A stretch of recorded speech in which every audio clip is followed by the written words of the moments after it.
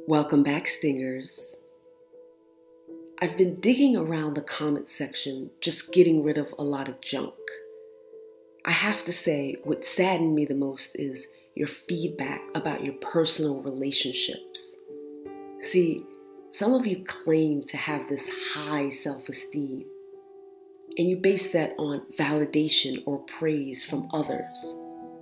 But when it comes down to it, your actions prove otherwise. So, as promised, I've designed a 5-part self-esteem series to help you identify the powerful person you truly are deep beneath the surface.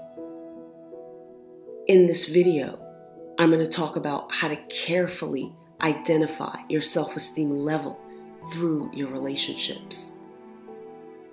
As usual, before we get started, please be gracious and show some love to the secret fans who hide in the shadows, desperately waiting for their turn to be in the spotlight. If you're new to my channel, thank you. ScorpioSunScorpioMoon is the first YouTube channel ever about Scorpios by a real Scorpio. But my channel is not just about Scorpios or astrology. It's about transformation, self-esteem, and evolution through the eyes of Scorpio. Before we get deep, remember to subscribe to my channel, like and share my videos, hit the notification bell so you don't miss anything. Follow me on Instagram for more behind-the-scene conversations. Questions can be answered by sending $2 to PayPal. Then email your question and allow 1 to 2 days for a response. All of the details will be in the description of this video. I believe that self-esteem begins emotionally before you even step foot into this world. Even as an unborn child, you could feel the sadness, nervousness, pain, or self-hate of your own mother.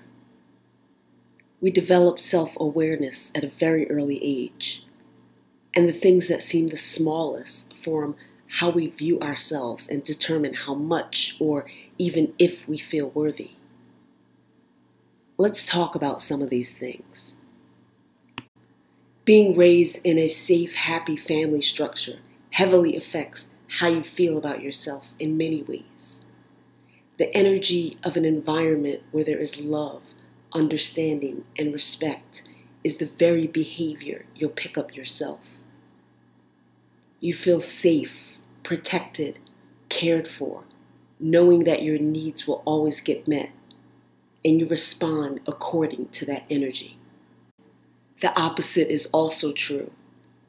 If you're in an environment where there's constant yelling, violence, and all of your basic needs are ignored, you feel helpless, defensive, and anxious all the time. You may even develop the desire to keep the peace or constantly beg for recognition. There are so many factors that create a positive foundation for healthy self-esteem to be nurtured and developed, as equally as there are factors that plant the seed for self-deprecation and hate. Throughout your life, you will build relationships based on the results of these factors.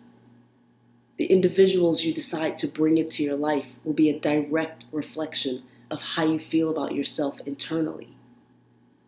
And a lot of you won't even recognize the correlation between your friendships and the relationship you have with yourself, but it is always a clear connection, 100% of the time.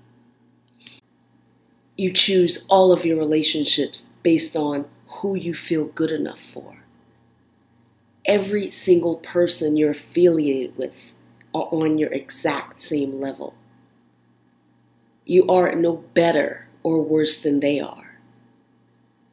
Acknowledging this is going to be really difficult for a lot of you, as it was for me once upon a time, because ridiculing someone else's life is a lot easier than fixing your own. Take a good look at your closest friends. Look at their core beliefs, their lifestyle, what they do for a living, even where they live. What kinds of activities do you do when you hang out together? What are your conversations like? Break it all down. This will tell you where you are in life right now, or where you will be very soon. As you build your self-worth up in time, meaning the way you feel about who you are as a person, how much you really accept yourself, and how you feel you not only measure up to others, but the amount of value you put on yourself. You will choose friends, work, partners, and activities that coordinate with your new beliefs. You want to hear a story? Many years ago, I booked a creative job along with 7 other people. There was no set rate, so they asked us each individually how much we wanted for the 8-hour day. I told them $750 confidently, and that's what I received. At the end of the project, the others told me that they only got $300. Why did they ask for $300? Because that's what they felt they were worth. But guess what? There's someone out there who would have asked for 1,000 and got it with no problem.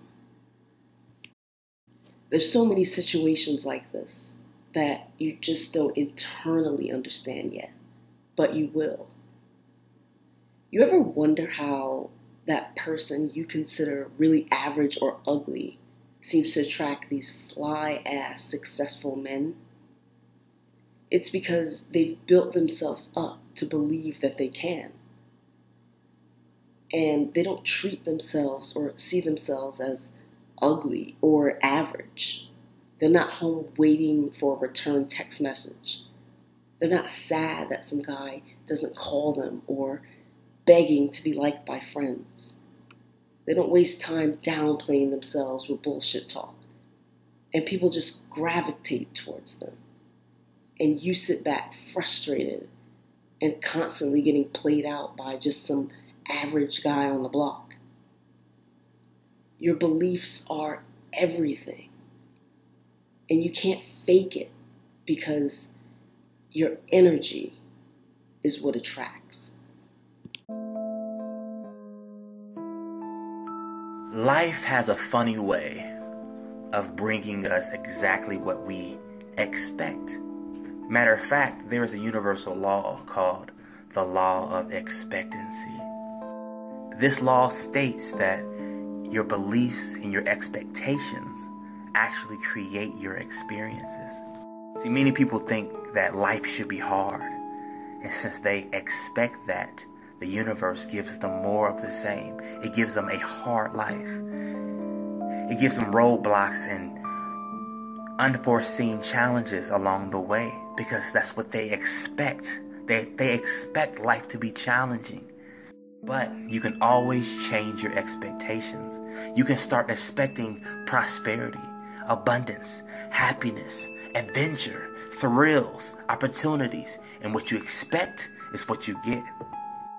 Right now, I want you to write down all the positive things that you expect. Write it down. Boom. See, something special happens when you change your expectations.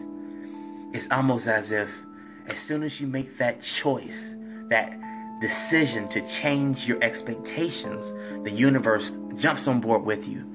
And it changes your world according to what you expect, according to what you believe. This world is nothing more than crystallized ideas. Everything that you have in your life is just a thought that you continue to think, and that thought became a belief, and your belief shapes your reality. And what you expect you get, and what you feel you attract, and what you think you create, and the cycle continues. It's really beautiful.